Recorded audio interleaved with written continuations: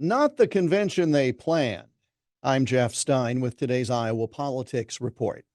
The Republican National Convention wrapped up late last night following an acceptance speech by Donald Trump that was a record 92 minutes long, nearly 20 minutes longer than the previous record he set in 2016.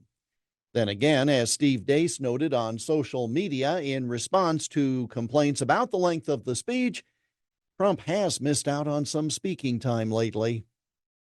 From the start, this convention was going to be different. Instead of the podium and attention all being at one end of a long arena, the stage was positioned differently.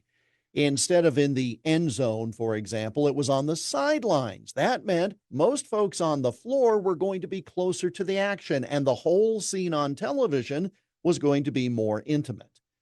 Of course, none of us has lived through a former president seeking the job again, so that was new for the convention. From a historical standpoint, Trump is the GOP nominee now for the third straight time. That's not common.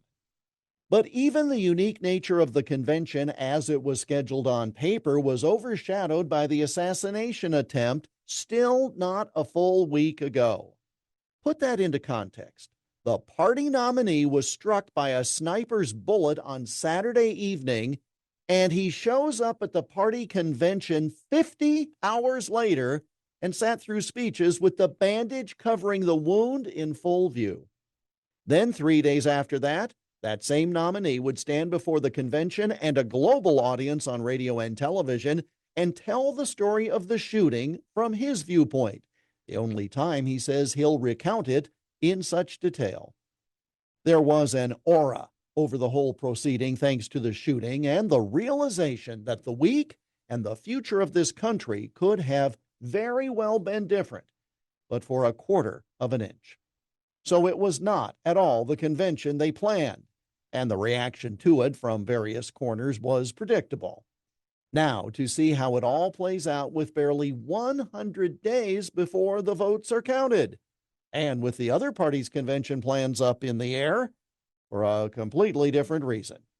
And that's the Iowa Politics Report for Friday, July 19. On Twitter, Instagram, Getter, Threads, and Truth Social at Iowa Politics. I'm Jeff Stein on News Talk 1540 KXEL.